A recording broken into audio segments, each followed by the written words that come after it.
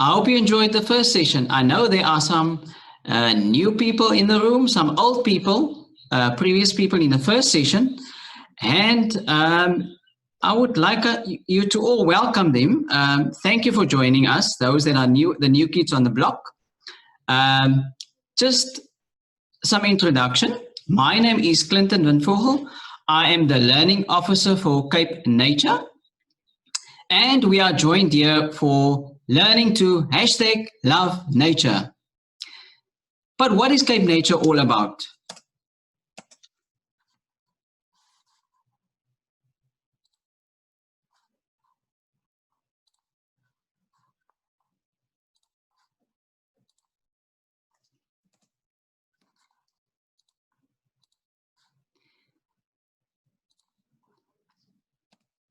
Cape Nature is a government organization that protects natural occurring plants and animals in the Western Cape. What are we going to learn today? We are going to learn more about plants and animals and that we must protect them. In that way, we would like to change your behavior. Just some housekeeping rules. You can say hi in the Q&A box or in the text box. You can also use the Q&A box for your questions and your requests. And I would like only the presenters, video and speakers to be on. And if you have any other further questions or queries, you can send them to learning@capenature.co.za. This is not where the fun stops. The fun goes on.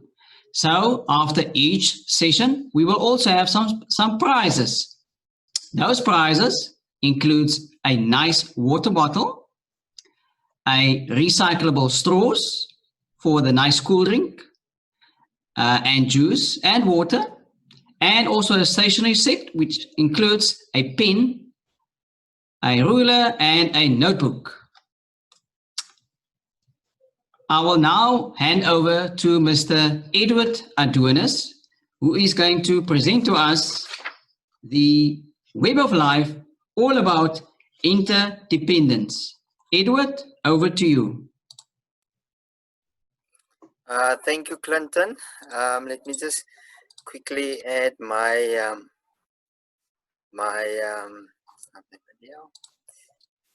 my presentation.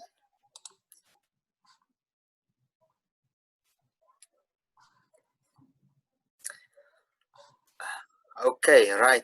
So I'm going to talk about the Web of Life, all about interdependence. And as I said, my name is Edward Adonis, a Stakeholder Engagement Officer. Now, all of us, I believe most of us that's listening and looking and watching, we know about biodiversity. So most of the stuff you probably know. So to start off, the world is made up of a variety of plants and animals. We call the variety of life on Earth biodiversity, and bio means life. Diversity means variety. So basically, it's a variety of life on Earth. Now, these make up the web of life, where each living thing depends on the other for survival. And so we're going to talk about biodiversity, and it's quite exciting. But just first, please use the text box to tell us what your favorite animal is. What does your favorite animal eat? And how would your favorite animal use plants, but not for food, for anything else, but not for food? So if you can put that into your text box.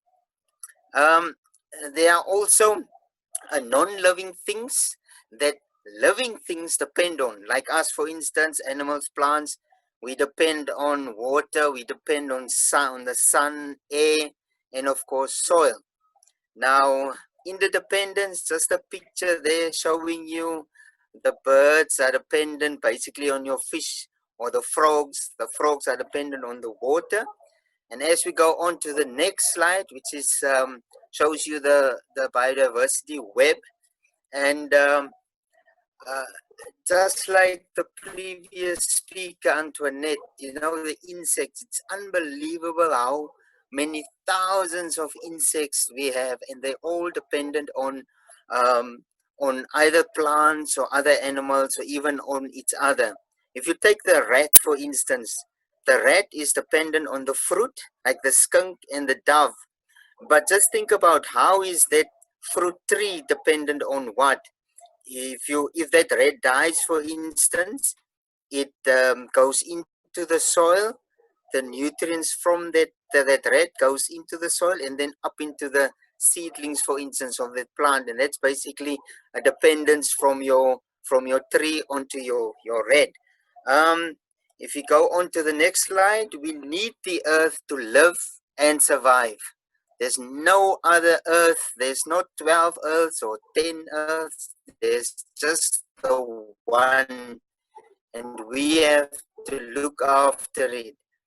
And this is why the dependence, we need to understand the dependence is so important. Bees depend on flowers for nectar. Some seeds are eaten and dispersed as animals move around. Hitchhiking, attaching to animal fur, skin clothing to help disperse seeds. Um, Rabbits rely on burrows to be safe underground. Weavers use grass and other materials to build their nests. The nests need trees to be attached to. And just interesting about the weavers, the male will build the nest and then the female will come and inspect, and if she likes it, she basically put in all the soft stuff, and then they build their house from there. Leopards need trees to eat, sleep, and for safety, and also, of course, for lookouts. And these lions needed on that day a tree to escape the heat and flies. And this picture was taken in the Serengeti, and this is what our tourists enjoy to see. And I'll come back later to that.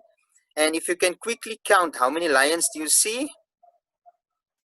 Okay, we'll check the box later. Now, humans depend on plants and for medicine. So we depend on plants for medicine. We depend on animals for food. You know, we depend on chickens. You know, KFC, fish. Imagine if we didn't have biodiversity and variety, and there was only broccoli to eat. Really, that would be something else. But so we need our biodiversity. Now, ecosystems and interdependence, just like humans, plants, and all the varieties, they all exist in ecosystems. And the interesting thing is we have different types of ecosystems, like your water ecosystems and your terrestrial. But if you think about terrestrial ecosystem, it's basically your land, like the fynbos ecosystem, the savanna grassland, or your desert or forest ecosystem. And in your water side, there's the marine ecosystem, as well as your wetlands ecosystems. And just to take the one, wetlands are unique. It's covered with water either all year round or part of the year. And wetlands attract tourists, and that in turn provide jobs that we really need. And just think about it, you know, how the money comes into our country through wetlands, recreation, bird watches. People will pay thousands of rand just to come and see a unique bird, for instance. Or you go for a canoe ride, or maybe get a guitar and go relax on with your guitar in a wetland, or hiking, for instance.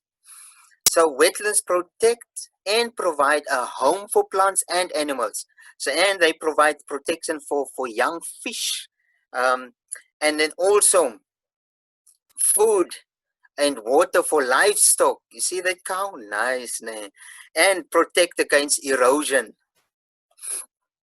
Now, putting the pieces together, bottom line, we need biodiversity for everything. oxygen, we need it for medicine, food, fuel. It regulates our climate, disease, pollination, water purification, biodiversity, equal life. You can't have one without the other. Everything is dependent on everything else. If one part of the web collapses, the rest does too. No plants, no animals, no food. No bees, no pollination, no plants. No wetlands, no tourists, no money. So, what can we do to protect our biodiversity? We can educate each other. We tell our friends that we need to look after our birds, look after our animals. Um, we can get involved in protecting our environment.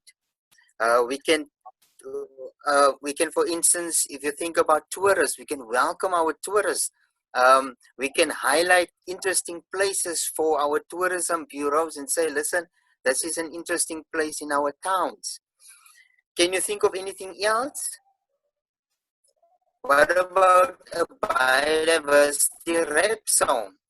You can do a biodiversity rap song, and you can write it, maybe perform it for your friends and for your family, and you can email it to us or send a video, and then we can maybe put it on our Facebook page. Now, of course, I'm not a rapper, but I'll just run through the words just to give you an idea of this rap song. Okay. Biodiversity is really cool. We learned about it today in school. The ecosystem, that's where it's at, and where organism lives, that's the habitat. Now, to have an ecosystem that is so fine, you gotta have variety down the line. You need lots of animals and plants too. You usually more and better than just few. To keep biodiversity in days to come, we can't keep the animals on the run.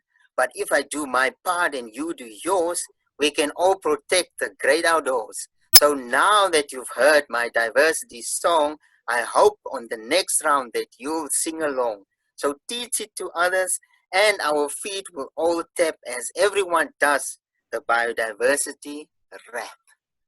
Thank you very much for listening, and you're most welcome to send in your rap songs.